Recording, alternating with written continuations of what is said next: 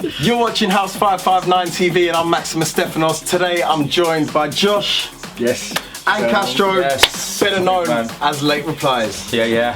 So, let's go back. Let's start about how you guys know each other, because there's a lot of rumours on the internet. Yeah, bare rumours. First, my son. My boy.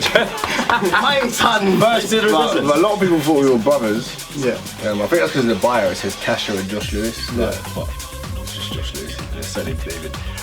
And there's also a sorry, I had to give the government there. There's also a rumour that he was also my dad as well, which a lot of people believe, which is surprising. A bit offensive. Does he look that old, really? Like, Yeah, a bit offensive for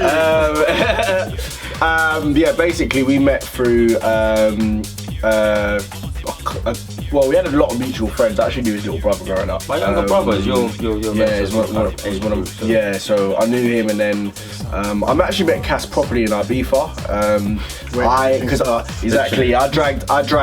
I dragged my boy, a guy called Jafar, shout out Jafar, to Ibiza because I'd been the year before for my 18th birthday, 2012, and that was obviously I fell in love. I was like, we need to go back, and Jaff brought Cass. Me and Cass met out there. Me and Cass raved together. Obviously became close from them. I got him a job at where I was working at the time, Carpenter Warehouse. And yeah, like from there, like, obviously became pretty close. So that's how we know each other. Just chasing the sound, chasing that group, chasing the vibe. You know what I mean? So at that moment in time, were you both doing music? Nah. So I had like we both had backgrounds in music, but we was all in like we were both in sort of like a transitional stage really. I was like working and I was like I need to get back into music somehow, but I don't want to go back into doing grime because I just don't have that much love for it anymore. I don't want to do rap when I was like. Yeah, I've done music when I was younger. My dad's a singer. Okay. An Arabic singer. He's an old man now. Will we get a feature? Soon comes. Yeah. The sample. Definitely. Get the tableau. Yeah, man. He made me go and learn how to play some Arabic instruments. So musically, I'm there. He played keyboard as well, so kind of like. Yeah, I played piano up until grade 6 when I was younger, and so musically. It was always like that, yeah. Would you say that the theory side of things that you did when you were younger, do you think that helps you? Massively. Like even just counting bars. Do you know what I mean? Learn how to count bars, understand where drops should be, and then keys. Yeah, keys. Like knowing keys. This goes with that. Melody goes with the bass. You know, understanding like rhythm, which really helped you with the drum elements of things. Like when I first started producing. Anybody that wants to produce. Learn music properly. The theory is very important. At least at the bare minimum, learn scales. Basically, like learn your keys and understand the melodic side of things, and everything will come together. Yeah. So at this time, you're producing, trying to get involved, doing some music. When did the DJ stuff come in? You know what? It was all Josh, you know. Yeah. Do you know what? I would literally. He's look. He's 10 years younger than me. Right. So he's got the youth and he had to drive. He wanted to rave. And we were raving together. And then one day he just said, you know what, I want to DJ. I was like, yes, do it. Go for it. So what it is, I went to, I came back from my beef in 2012, as I said, and I was literally just like, house music, I love it so much. I'm just showing everyone. Everyone was like, yeah, sick. And they come into the raves with me and that. And they came back to our beef with me and that.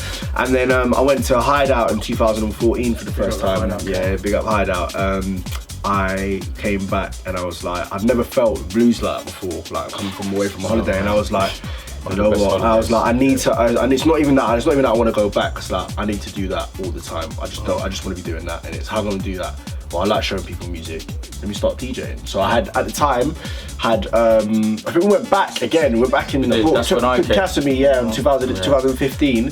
Came back again, and I was like, nah. I'm definitely gonna do that. And I spent the last amount of savings that I had on some decks at the time. CDJ 350s to sit like under my bed. God bless him. And then just started, and then Cass started coming around. He was on it as well. And that was it. Like from kind of 2016, we was like, listen, it's time to do this. Basically, we've waited long enough. Every money that we had. I know the feeling. I actually took out decks. I hope you don't understand this. I actually took out decks in my name. Yeah. Forecasts. Okay. Because my credit is bad. His credit's finished. It's on the vent. It's getting there now. But at the time, he's not getting enough on credit. Yeah. So I took it out of my name. He paid it. Paid it off. Just literally paid the last payment. Honestly. So bags. we started DJing from them. Really announced that we was starting went for the top 3 DJ 2000. Announced that we was going to start DJing. Put it on social media, and because we've been raving so much at the time. We've met so many people. There's so many promoters that we knew. They was like, come play, come on. And it was literally from there every weekend, bang, bang, bang, bang, bang, just getting out there as much as we can. I think it was our third ever gig. I think it was at Egg. Yeah, it was like our third ever gig. Yeah, it was at Egg in the basement. Which brings me nicely to your first gig. Yeah. Yes.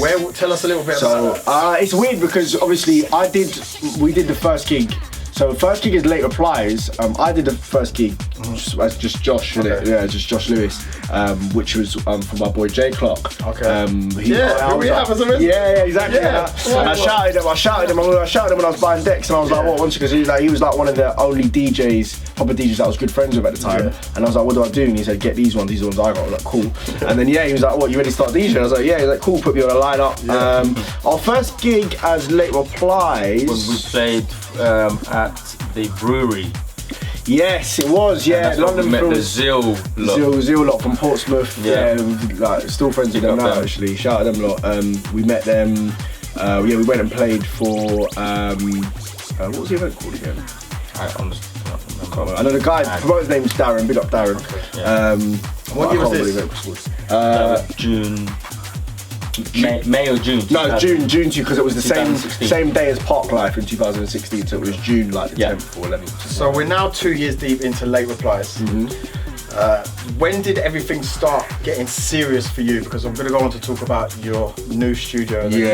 Straight away. When did everything be like this? Okay, we need a proper space. It all started because we obviously we ended up meeting Salado, and then before we started, we just started DJing at Hideout, and then we started looking at their journey, and we saw, you know what, it's all about producing. If they came from nothing. You're gonna hit a brick wall. You're gonna hit a brick wall if you DJ. You're only gonna play other people's tunes and that. But you know what?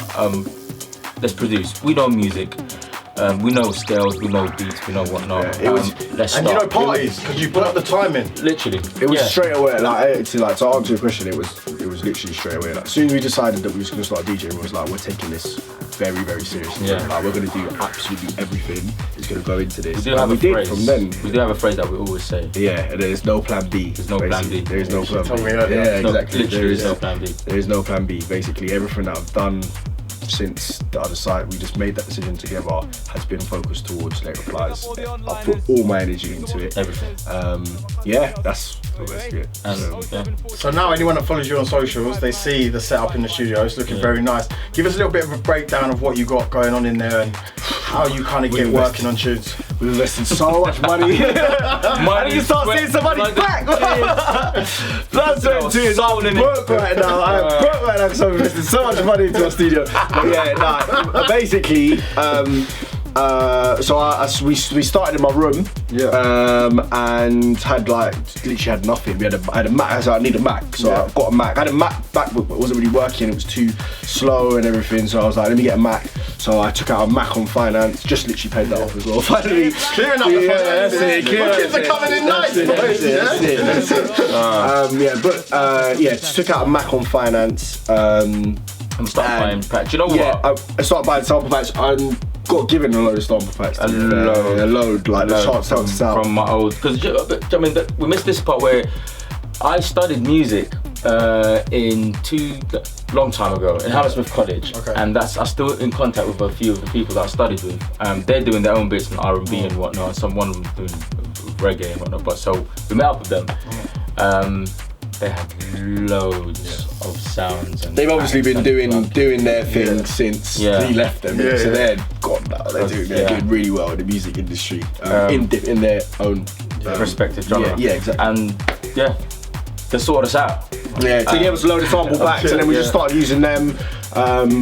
Obviously, what happened? So my dad couldn't take it anymore. The music in the house was too much. Boom, boom, boom, boom. Yeah. So you can't deal with the boom, boom, boom. Can't deal with the boom. And then, so I said to him, I was like, alright, cool. Look, your garage is there. It's full of clutter. You don't use it. I know you think that you need the stuff, but you don't need the stuff. We need to get rid of some of that stuff. Let's clear it out. Let me build a studio in there. And he was like, cool. He was always, to be fair, like my parents were very supportive to like what I was doing. They didn't understand it, but they were supportive because they knew I was passionate about it. So they just kind of helped me. Yeah, he got rid of his precious space, which was just taken up by a load of junk. Got rid of it all.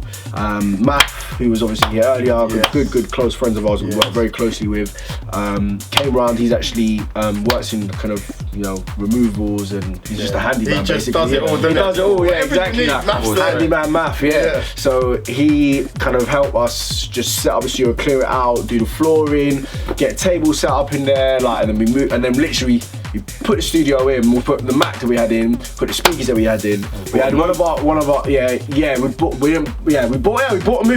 a Moog, because I was like, obviously, well, how do we get good bass sounds? How do we get good? So I just invested into a Moog. Didn't know, still don't really know how to use that one.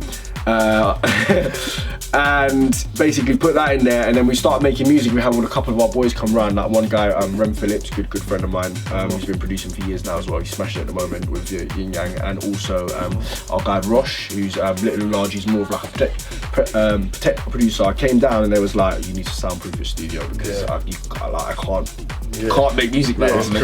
So we invested in all the soundproofing, started soundproofing everything. Then we was like, we need new speakers, so it was like, cool. We invested money in speakers, spent $1,000 on some Dan Audio LID7s, wicked speakers to be fair, and just like kept investing. We've invested so much in plugins and packs and microphone, complete, you know, Math bought the machine, and Math is Math moved into our studio. He basically moved in. Literally. We kind of studio. So well, obviously, we had space in there. He wanted to get on it with us. Just together stronger sort of thing. So he's like, come in, like, there's space for you. Like, we'll sort of work together. We'll help you out, innit? We've been doing it a little bit longer for them at the time. So we'll help them out with it, and obviously, and we're still investing. Still going. So how would you describe your sound? I don't want to pin ourselves down to a sound, but what we like to play, I would say, is groovy. It has to have a groove to it. Jumpy groove. We like groovy stuff. I like. We used to be, so we're not really on it anymore, to be honest with you. We used to like the power, big, fat bassline powerhouse, like the ones that take off your head when you're playing. We're not less kind of into that now because we found that what we've actually realised as producers as well, like when you get those kind of fat bassline kind of sounds, there's usually less drums and stuff involved because you're leaving so much space for the bassline to do all the work, and just drives ravers mad, and there's no room to dance. So we kind of jumped away from that. The disco tech sound, love that. Melodic techno, and then melodic techno sound as well, which is. But if it's techno, it has to be melodic. But mainly groove. The groove is very, very important. You know, so when we produce, when we produce, we usually sit there and spend a good amount of time on the drums to make sure the drum pattern is exactly tight. It was actually Cass that started that as well, like spending time on the drums and stuff. We obviously got the collab with Max Chapman, which is a dream come true, making with Sulu. How did that come about? Tell us a little bit more. Right, mate, there's a whole, you can't just drop it in. We need something with Max Chapman. No, mate, I know casual for you, but there's people that are watching, they don't understand. Yeah, a lot of people don't know it, and a lot of people don't know, but I guess it looks better if they don't know it. But we actually entered a competition. We put a competition out. I messaged Kastro, I was like, Cass, enter this, and I'm on the ground right now, I can't do it. He was like, cool, we entered it. I was in Amsterdam at the time, I was sleeping, it was Music On Festival in 2016, and I was lying down, and my boy Shaq, Made You Look, shout out Made You Look. Yeah, big up Made You Look. Came into the room, and literally woke me up and was like, Josh, you won a competition, man, you won. I was like, what? He's like, you won a competition with Max Chapman, and I was like, shut up, man. Trying to go back to sleep. He was like, bro, wake you up, and I'm like, oh right, okay. Let me just wake up, looked, bare missed calls on my phone, like bare messages, checked. Obviously saw that we won the competition. I was like, wicked. quality. Literally. Went down, but and obviously we actually knew Max at the time as well. We'd already met him loads of times. That's so we knew who we were. So when he saw it was us, he was like, "Oh, it's you lot," sort of thing. Like when we linked up with I think him. he was glad because anyone could have won that. Imagine someone that doesn't know. Anybody could have just gone into the studio, didn't know anything. So you actually won the time in the studio? Yeah, we won the time in the studio. We went down there, we got stuck. Like we got a nice groove going and we got stuck. Like we literally sat there we got a drum groove going and then literally for the rested 6 hours we were there, we tried to make an identity for the tune for the vocal. We didn't want to just make He's a whiz, you know how quick he works. I mean, he has a structure, and we've taken a lot from his structure. Like we had our ideas, and we just kind of brought it into the structure that he sort of uses, and how he creates his drums and how just the structure that he follows. And we learned so much. And the thing is, because it was good because we got stuck, so we had to go back. We got back, but we spent another day in the studio with him. And that's obviously we made with Sulu. Like we got the vocal, made it work nice. He done his thing, mixed it down. That's one thing we had no clue at the time as well about. We didn't know anything about the first one. About mixing down. We knew about the sound that we wanted, and we knew how to sort of, I guess, produce it, but we didn't know how to EQ it and get the sound like crisp and nice. So that was a blessing. That you know what I mean. So we made it with Sulu, and the thing is, he knows a lot of people. You know what I mean. So he gave it to a few people. It was gonna come out on his label, Resonance, and that's a pretty decent label. It's a big label. One of our favourite labels at the time. Actually, they played loads of music. It's huge, you know. So that's the music exactly. But it was like it wasn't like we wasn't prepared for it. If you see what I mean? Like we'd been working like hard, like every day, like literally every day, coming home from work, working 10 hours, 11 hours at work, getting in the studio, and working for another 3-4 hours, going to bed, waking up on like 5-6 hours sleep, going to work, doing the same thing. So it was like we'd been working to that point, and it was just exactly what we needed at the right time. And so shout out God for that. So would you say bookings started to really kind of came flooding in after the Max Chapman release, or were you kind of starting to bubble before that? I believe we started to bubble before. I believe it's all about contacts. You know that. I mean, that helped. Can't lie. Obviously, that helped massively. It opened a few eyes that wouldn't have met us, but then we've met a lot of people, and then that made them see the track. See it. By the way, it hit top 25 on the Beatport, which was for us. a blessing. So a lot of people have seen it.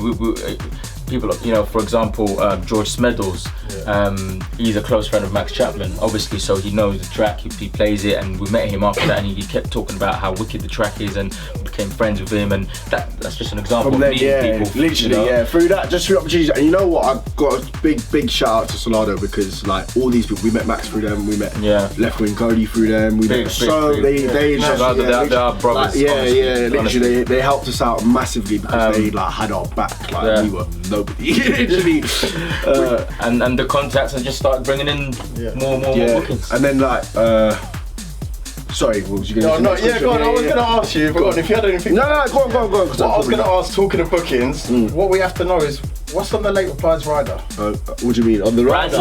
What's on the rider? Wait, do you know what though? Because it's a good opportunity. Times on our rider. What? Right now on the rider. If I'm going to put Late Replies, what's on the rider? Just give me a bottle of Hennessy, man. Yeah, a bottle of Hennessy. It was that. Yeah, it was always that. I was always on that. It's like, we're gonna bring in a tequila now. Now it's like, wow. I went to Ibiza and obviously just started, you know, it's very expensive out there. So I'm like, let me get lit before I go in. So we was like, let's get tequila. Yeah. And we was doing bottles of tequila, just me and him, and it was light. Just before we go in. Just before we go in, it was light. You're just partying, you're not playing.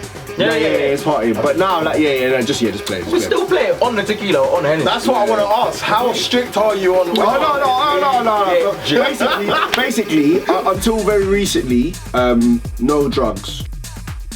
On a bar, Don't go into that. Do you know, that's not very much. That's a cut.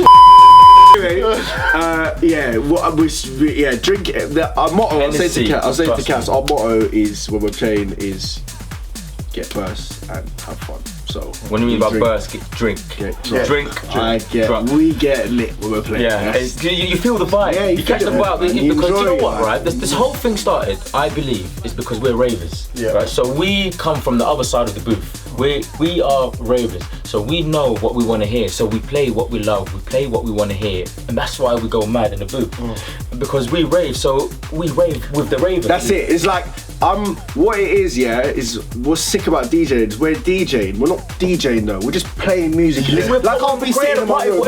Like I'll be standing in my room in the mirror, listening to a tune, just going mental. Yeah. I'm doing that, and I'm doing it, but it's just that you're just doing it. Oh mate, in the studio, when we get something that clicks. For example, when Raw. Yeah, we made Raw.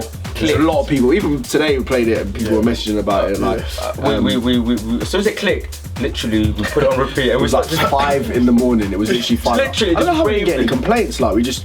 So that sound pretty. Oh mate, there's still some more to do though. It's a garage, like so. There's like garage door. It travels straight through. We cranked it up and just started raving to it, and so which is an amazing feeling. Because obviously you made something, you love it, and it's getting a crazy response from the crowd, which is the ultimate. Just love it. So really, what I kind of want to know next is what tune are you really feeling that's not yourselves? That you're banging and that is giving you that feeling. We've been battering. Hey, listen, I know you're going to say the first tune that's on my mind right now because we played it earlier. It's a tune called Zakaturu. It's by Harvey Valencia. It's just come out in Stereo Productions. I don't think you understand. Right, this is the type of groove I'm talking about.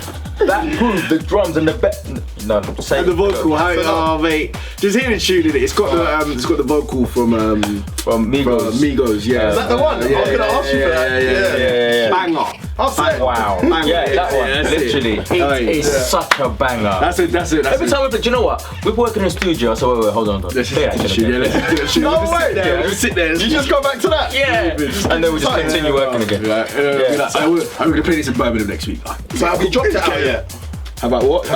We played it first time last weekend on the 33 boat party. Big up 33. Yeah, shout out 33. Yeah, sorry, that was sorry, I gotta go back to that because obviously the 33 has obviously been a massive part of our career so far. Two things that we haven't mentioned, that obviously was the come up of Late Replies, which are massive for us. 33, we played our second ever gig for 33. We were introduced by our boy Azad. He brought us in. Azad. Big up Azad. Big fan of Azad. Yeah, man. Love the boy, man. Yes, my boy. He brought us in. He was like, these guys, like I know them from I think it was uni. He was like, they're cool guys. Like, come play for them, innit? And they brought us on. We played, and then we could tell that they was very serious from the beginning. You know?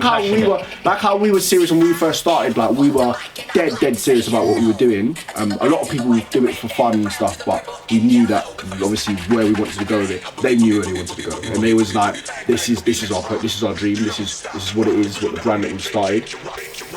And in front of you, sort of thing, and we was like, cool, like I'm with it, I mean, that's it. And there was like, and it's wicked because like we've kind of grown and they've grown. We're a family now, man. So big up Andy and Mike from 33 and Jack. And also the Abode, obviously the Abode call up was a massive. That was massive. The first time I saw that, was this actually the first time? Because the first time I saw that was when you played Abode in the Park, if I'm not mistaken. But we played before that. Yeah, we played twice. Okay, that was the first time I saw it. So the first one, I'll tell you was when. in June 2017, June the 5th or something like that. It was the garden party. Opening one. It was the reopening one after it burnt down. Literally. And they reopened the garden party. And the month after that, we got called back again and we played in the garden again. So big up Kai and they live streamed it as well. Like it was wicked. That still really to this day is probably elevated us because there was thousands of people watching the set. This live stream got like 80k views or something like that. It was ridiculous. It was like wicked. I've watched that so many times.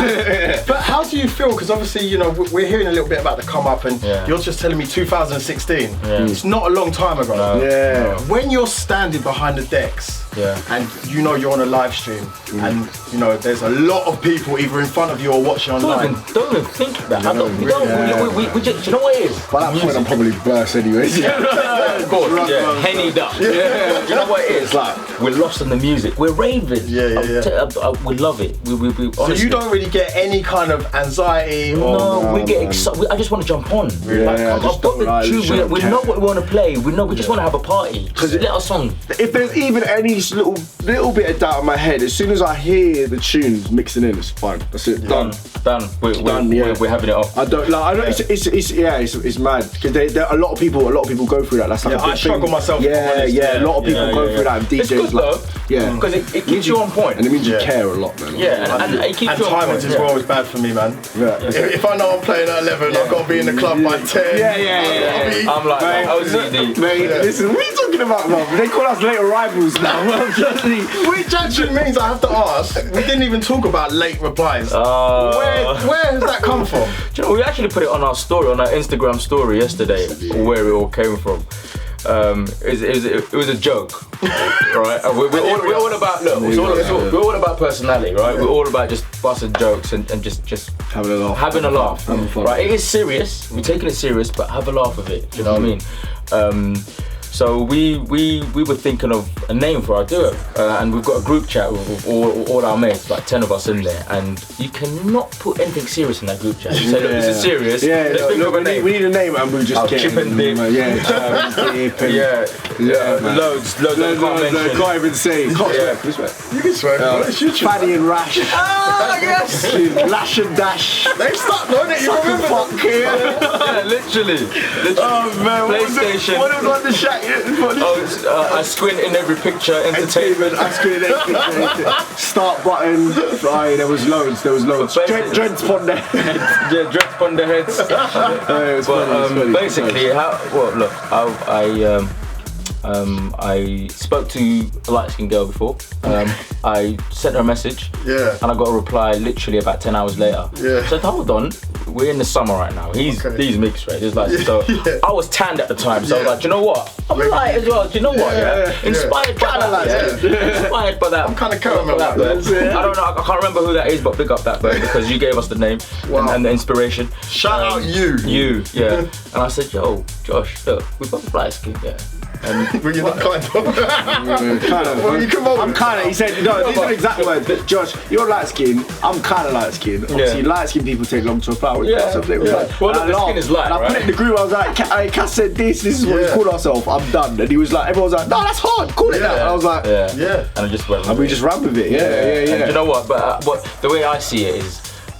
You make the name, right? Because there's names out there that if you think of the name, you think big name. You know, the DJ. Left Wing Cody. Yeah. What does that mean? I don't know what it means. But big up them, they make the name massive. Yeah, that's it. Left Wing Cody. Solado. What is Solado? What is Solado? Yeah, if you ask them, it's a made up word. I don't even think they know. No. So you make the name big, and we just ran with it, and there we are. So we spoke a little bit about the beginning. What I want to know is what's in your dreams. Let's talk releases and also events. Cool. So that is a difficult one because the sky's the limit. In fact, there's not even the sky's the limit. We want to shoot for the stars. Literally, there is no limit. There's no line where the dream will stop. Like, I could even sit here and tell you, for example, Paradise. Musicon. Obviously, someone might think, hold on, that's you're way off, but that's true. You aim for the stars. If you don't hit the stars, you fall in the clouds. But so right now it's all about releases on good labels. Yeah, so we got one coming out, I think next week now, coming out on our boys Vibe Killers label. Big up Vibe Killers, that's coming. I think it got accents. Yeah, that's a good release. It's a good label. That one gets reached to good people as well. We have one lined up for next year, which I can't say anything about at the moment because we haven't signed a contract. But you're in talks. But we're in talks. But it's a good one. It's a good one. Obviously, it's a very good label. Our first release was the Wasulu with Resonance. This will be our first solo EP. Because you kind of set a platform, didn't you, by the first release? Yeah, exactly. Yeah. So that's probably for the best though, because obviously you dream high anyway. Yeah, it helps a lot of people just recognise the name as well. We even get our music listened to. So. We released a track with collaboration with Georgia Marshall, big up, called The Basics. It's on Twisted Fusions. I was alright. I mean, it was a good tune. We just released. We just want releases on good labels, so we managed to. Fusion's obviously a good label. Yeah, we managed to sit in the studio and do the tune, and literally he knows Joe, and he said, yeah, let's take it for the VA. So where can we catch you next, boys? So we've got next weekend, this weekend should I say, at Birmingham for in Digbeth should I say, for gelato at Monastery. Yeah, that's like their tickets flying up. They're smashing it at the moment. Like their launch, they had packs until 30 and that sold out. They sold pretty much sold it out for their launch party, which is ridiculous. Sold like over 500 tickets. Heard good things about them. Yeah, so looking forward to that one definitely. And then the week after that, we're playing in Budapest. For Budapest, yes. On a boat party, 600 classic boat party, and then warming up for Lapman as well. Wow. Good friend of ours, so we're really looking forward to that. I think he doesn't actually know that yet, so when he sees that, we were happy. Yeah, that's gonna be a big night. Yeah, that's gonna be a big night, mate. Yeah, tequila. He's the one introduced us to tequila as well. Yeah, man. Tequila. He introduced us to tequila in it, so yeah. And then we've got Abode in the Park, 23rd of September, Sunday, 23rd of September. So we're back again.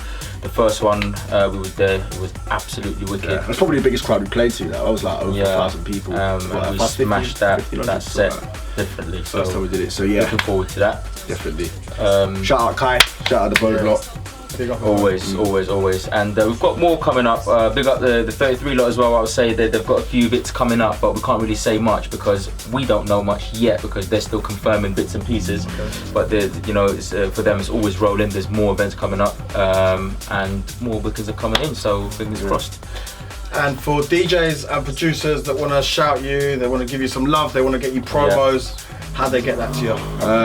So we've got the demos at latereplies.com, like promos, demos, send it all to demos. Are you on that? Are you efficient with that? We're very efficient with that. So demos at latereplies.com, make sure you put the S in there. I'll put it up down here. Yeah, perfect. Anything else? Anything else? Give us a shout on info@latereplies.com. Anything else that you want to shout us about? We've also got Facebook. Joshua Lewis is my name. His name's Kastro and David. You can reach out to us on there. Late Replies, the page. Late Replies, Instagram.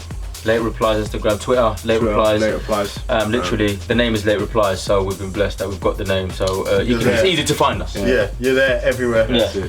Boys, we have to give a big thanks to Daddy Russell for having Late Replies on as guest today. Thanks, Daddy Russell. Thank you very much for having us. We've spoken about the beginning, the middle, and I'm not going to say the end because I know it is continuing to just go up to the sky for you. Absolutely. Can't thank you boys enough. Josh, Kastro. Cheers, Max. Thank you very much. You're watching House 559 TV. I'm Maximus Stephanos, signing out with Late Replies. Peace.